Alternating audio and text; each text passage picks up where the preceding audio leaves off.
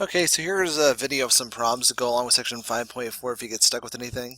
Um, First thing, of course, obviously watch the 5.4 first video. This is just some of the problems we went over in class. So we're talking about indirect proofs in class, which is a proof by contradiction. So it means you prove it by kind of proving the opposite's false. And so steps for an indirect proof. The first step was identify which statement you're trying to prove do you want to prove is true. Step 2 then, assume that statement is instead false. Step 3, make some logical conclusions from that false statement. And step 4, then you'll find a contradiction that'll prove that first statement's true. So here's an example of kind of one we did in class together. Prove that Mr. Moyer does not play for the Chicago Bears. So your first thing you would actually do is this. We're trying to prove, 1, prove Mr. M does not play for Bear. Doesn't, gosh dang, I can't type tonight. Play for the Bears. Step 2, assume he does. Assume the opposite. 3, make some conclusions. Well, one of them would be this. If I played for the Bears, I would have to go to practice every day. Well, not every day, but at least 3 or 4 days a week when they have practice. I had to travel on weekends. I would be, they had a Monday night game this week, so I'd been playing on that game Monday night in San Diego. That didn't happen. I was at school Monday. So we go through and find a bunch of stuff like about this that would be false. So, okay, if that's false, that means in 4, I can't assume that 2 is true.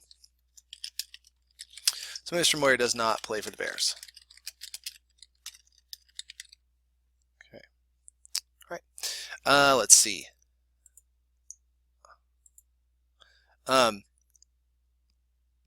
Here are a bunch of things we kind of went through in class together about making those first false assumptions.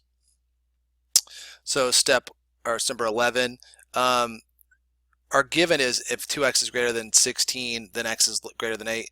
Our assumption is going to be then that x is not greater than 8, so x is less than or equal to 8 for number 11. Number 12, we'd assume that they are supplementary angles if given they're not. 13, if 2 lines have the same slope and they're parallel, we're going to assume that they're not parallel for 13. 14, again, if consecutive interior angles formed by 2 lines and a transversal are supplementary, then the lines are parallel. We're going to assume the lines are not parallel. And 15, if a triangle is not equilateral, then the triangle is not equiangular. We're going to assume that we'd say the triangle is equiangular. And then number 16, the assumption would be that an odd number is divisible by 2, not divisible by 2. Let's see here. Then 28, we'll walk through 28. Okay, so the statement on 28 is, given that triangle ABC is equilateral, prove that it is equiangular. So here's what we're going to do first.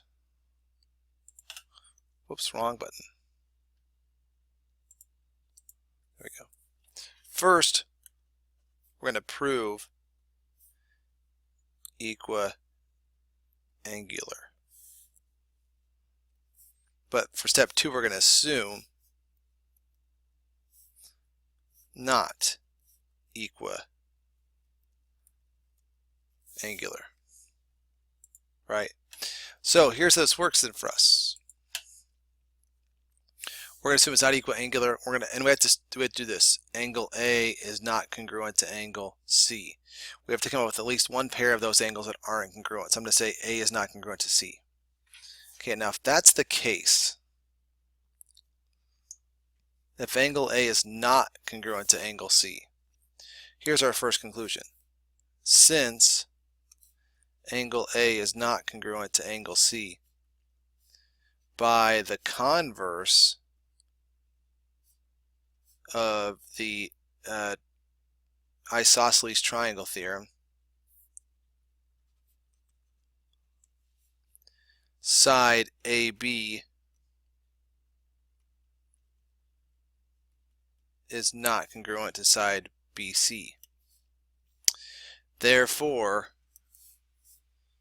it is not equilateral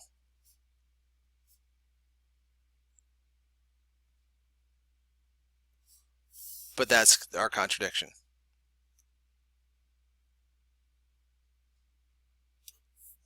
Step 4, therefore, triangle ABC is equiangular.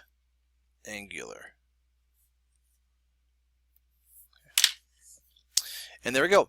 If you have any more questions about section 5.4, I know this is a quick run through, come on in. A lot of it's just that opening introduction stuff we did in the video. Okay. Alrighty.